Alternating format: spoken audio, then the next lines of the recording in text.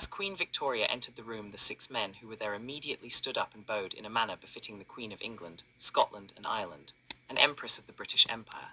She simply waved her hand and grunted as she took her place at the head of a long antique wooden table and sat down. The men quickly followed suit. And before they had even settled themselves, she abruptly stated in an annoyed and somewhat bitter manner, "All right, gentlemen, let's get down to this unfortunate business. We don't want to waste any more of our time on this situation." Caught off guard by her abruptness, the man seated directly to her right immediately stood up, while fumbling through some papers, and began to speak. It was obvious to all who saw him that he was not yet prepared, and was stalling in order to find his place. Then, in a transformation worthy of an actor, he stood erect and began speaking. "Yes, ma'am, I will not delve into the more macabre aspects of the case, but will present a detailed rendition of the manner in which we have reacted to the more public aspects of the case instead." The Queen did not speak again for almost 20 minutes until they broached the subject of the American lawman, on which the Queen seemed particularly interested. When she asked what sort of a man this sheriff was, the answer came from a young, small, and weak-looking man at the end of the table. His proximity to the Queen, or lack of it, made him out to be a man lower on the totem pole than any of the others, but it was he who could answer his Queen. "Ma'am," he stuttered in a high squeaking voice, "he is a Texas Ranger, ma'am. Veteran of the American Civil War, fighting for the side of the Union, he is every bit the image of a character in an American dime novel." "And what of his story?" the Queen responded. Strangely, the man furthest from the Queen didn't seem intimidated by her presence the way the others did, and answered her in a matter-of-fact manner he might use to address some government bureaucrat. "Whether or not his story is true is no longer the point. I will simply tell him the reason for his coming to our shores is dead, and he has no reason to stay. I will personally see to it that he leaves as soon as can be arranged.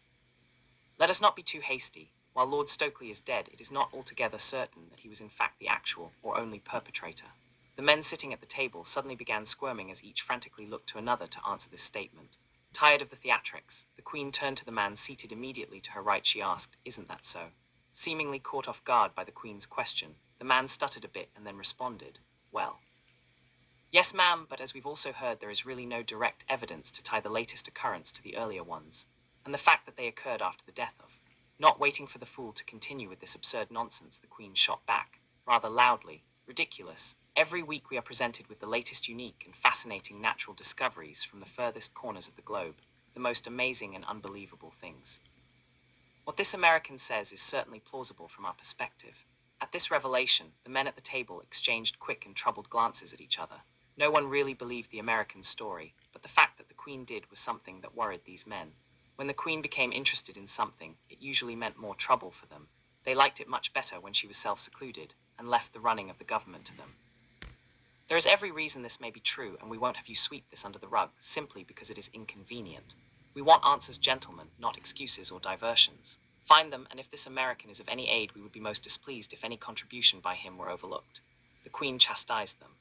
Unfortunately, there was still some backbone in at least one of these gentlemen, and he began to protest, in a rather condescending tone, "Your Majesty, surely there—" But again the Queen was both firm and adamant, and immediately cut him off with a brisk, "We grow tired of you incessant arguing. If there is anyone here who disagrees with me, they can leave this instance."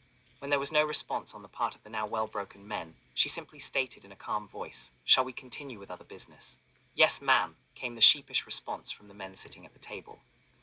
Find out the true origins of Jack the Ripper, and how Queen Victoria herself was involved in the identification and destruction of this evil, in the new book Queen Victoria vs. Jack the Ripper, now available in paperback on Amazon.